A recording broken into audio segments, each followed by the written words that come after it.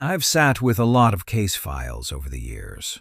Some keep me up at night, not because of what they show, but because of what they refuse to explain. This one is different. It started with a single phone call in the autumn of 1998 in a quiet corner of rural Vermont.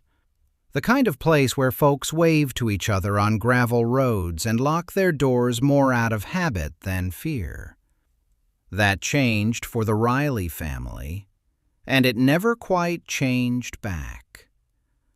The dispatch log is still in the archives. You can listen to it if you know the right person. October 12th, 9:47 p.m.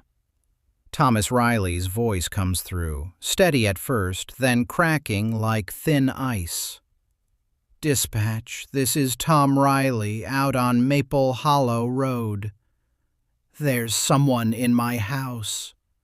I can hear him. He sounds exactly like me. He's talking in the walls." The operator asked the usual questions. Thomas answered them all. But the tape catches something else in the background. A low murmur, almost too faint to make out, repeating Thomas's own words a half-second later. That was the beginning. The house itself looked ordinary enough.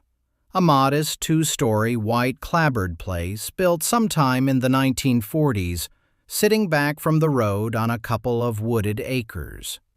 The paint had started to peel around the windows, and the front porch sagged just a little on the right side. Dense pines and maples pressed close on three sides, their leaves turning that deep blood red you only see in Vermont autumns. At dusk, the light would bleed through the branches and pool on the lawn like something spilled and forgotten. The windows stayed dark even when the sun was up. Neighbors said the place always looked like it was waiting for something. Thomas Reilly was a mechanic, 42 years old, the kind of man who fixed what was broken and kept his thoughts to himself. His wife Ellen taught third grade at the elementary school in town. Their daughter Sarah was 16, quiet, bookish, the sort who preferred the woods behind the house to the noise of other kids. They'd lived there 6 years without trouble, until the whispers started. I've reviewed the initial reports more times than I care to count. It never gets easier. The first signs were small. Ellen noticed the kitchen radio playing one morning while it was unplugged. Not music. Thomas's voice, low and tired, talking about a job he'd lost years ago in another town. A regret he'd never shared with anyone. When she yanked the cord out of the wall, the voice kept going for another few seconds, then stopped. That same week, frost appeared on the inside of the upstairs windows. September frost in a house with the heat running. Sarah found her bedroom door open when she knew she'd closed it. And from the basement came the sound of a child laughing, soft, distant, but clear enough to carry up the stairs. Thomas tried to laugh it off at first. "Houses settle," he said. "Old wiring, dry leaves scraping the roof." But the laugh never reached his eyes.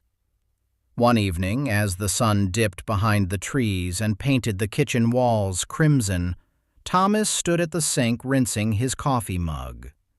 The house was quiet except for the tick of the wall clock. Then, from behind the plaster, came his own voice again, calm, matter-of-fact, confessing things he'd carried alone for 20 years, small failures, private shames. The words were intimate, precise, spoken in the exact tone he used when he was bone-tired after a long day under a car. Ellen found him standing there, hands gripping the counter, face pale. "Tom," she asked, He didn't answer right away. When he did, his voice was hoarse. "It knows me, Ellen. It knows everything." They started keeping lights on longer. Sarah slept with her bedroom door open and a flashlight under her pillow. But the whispers followed the light. They waited until the house grew still, then slipped through heating vents and cracks in the floorboards like cold breath against the ear. The police were reluctant at first. Small-town departments don't chase ghosts. But on October 18th, Officer Daniel Greer responded to another call. Thomas met him at the door, eyes hollow. "Just listen," he said. They walked the house together. Empty rooms, ordinary furniture. Greer's flashlight beam swept across faded wallpaper and worn rugs. Nothing. Then, in the hallway, as Greer asked a routine question about the layout, a whisper answered from the direction of the stairs. It sounded like Thomas. It predicted that Greer's cruiser would have a flat tire on the way back to the station. The next morning, it did. Greer filed a report anyway. He attached a cassette tape of the electronic voice phenomena they'd captured. The tape is still evidence. "I've listened to it. The whispers are faint, layered under static, but they're there, intimate, knowing, patient." By late October, the small incidents had grown teeth. A kitchen chair would be pulled out from the table when the family returned from the grocery store, facing the wall as if someone had been sitting there watching the door. Family photographs on the mantel turned around overnight, their faces to the plaster. Ellen found notes on the kitchen table written in her own neat handwriting, describing arguments she and Thomas hadn't had yet. Petty things. Sharp words about money and silences that had grown too long. The arguments happened the following day, exactly as written. The house began to feel wrong in ways that were hard to describe. Sarah stood at the top of the basement stairs one afternoon, staring into the perfect darkness below. She called down, voice small. Footsteps answered. One set, then another half-beat behind, as if something were echoing her movement with deliberate delay. She never went down there again. I remember reading Thomas's handwritten statement. He'd started sleeping in his truck some nights, parked in the driveway with the doors locked. He thought the whispers might stay in the house. They didn't.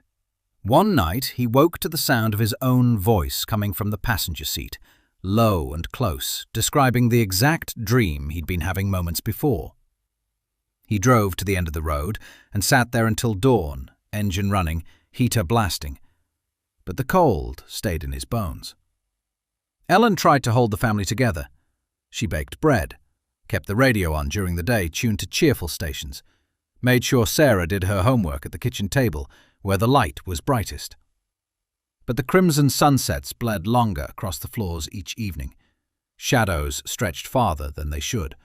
The silence between whispers grew heavier, like the house was listening back, learning their rhythms. Officer Greer returned twice more. The second time he brought a colleague and a better recorder. They set it on the living room coffee table and left the house empty for 30 minutes. When they returned, the tape held 23 minutes of near silence broken by faint breathing, slow, steady, not quite human. At one point, a voice that sounded like Sarah's whispered a date, a time, and the words, "The cat won't come home." Their old tabby was found 2 days later, wedged deep inside the wall behind the pantry, cold and still. The family tried to leave. They packed bags one Friday evening. Thomas backed the truck up to the porch, but the sky opened without warning. A sudden, violent storm that turned the driveway to mud and downed a tree across the only road out. By the time the rain stopped, The suitcases felt heavier than they should. Forgotten items kept turning up. Sarah's favorite book on the stairs. Ellen's wedding ring on the kitchen windowsill. Thomas's tools laid out neatly on the basement workbench. Each time they tried again, something pulled them back. The house had learned their weaknesses the way a hunter learns scent. Nights grew longer. Blood-red moonlight would flood the empty living room through the big front window, turning the furniture into long, distorted shapes. Shadows moved across the floor, even when nothing stood in the light. Doors that should have swung freely began to resist, then slam shut with soft finality. The entire structure would groan at odd hours, low and rhythmic, like slow breathing through old timber. One of the last police visits came during a heavy rainstorm in early November. Officer Greer and his partner pulled up just after midnight, wipers slapping, headlights cutting through sheets of water. The house looked dark from the road, but every window flickered with faint light.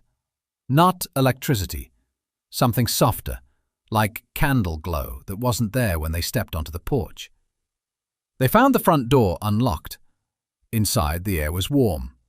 Beds upstairs had been slept in recently. Sheets still held body heat. Half-eaten meals sat on the kitchen table. Thomas's meatloaf, Ellen's salad, Sarah's glass of milk. 3 tape recorders lay on the coffee table, each playing loops of the family's voices begging for help. The words were clear, desperate, overlapping in layers. But the house was empty. No footprints led away through the mud. No signs of struggle. Just the quiet creak of floorboards settling after invisible weight had passed. Thomas vanished first. His truck sat in the driveway the next morning, keys in the ignition, engine cold. Ellen was gone by evening. Sarah lasted until the small hours. Neighbors reported hearing faint voices carrying on the wind. 3 voices, then 2, then 1, fading into the pines. The case was filed as missing persons. No bodies, no ransom, no evidence of foul play beyond the impossible. The house stood empty after that. The county boarded the windows eventually, but kids still dared each other to stand on the porch at dusk. Some claimed they heard their own names whispered back when they spoke. Years passed. The files gathered dust, but every so often, new recordings surface. Old cassette tapes left on the steps of the sheriff's department. Digital files emailed from blocked accounts. Voices that match people who investigated the case, officers long retired, clerks who filed the reports. They speak of small things yet to happen, personal things, private things. I keep one of those recordings in my desk drawer. I don't listen to it often, but last week, alone in the office after everyone else had gone home, I played it one more time. The voice that came through was calm, measured, a little weary. It sounded exactly like mine. It described this moment, right now. The way the lamp casts a shadow across these papers, the faint creak of my chair. And then, very softly, it told me what would happen next. Something small, something only I would recognize, something that hasn't happened yet. I turned the tape off. The room felt colder than it should. The house is still there, out on Maple Hollow Road, paint peeling a little more each year, windows dark even in daylight. Locals drive past without looking too long. They call it the Whispering House, and they know better than to listen.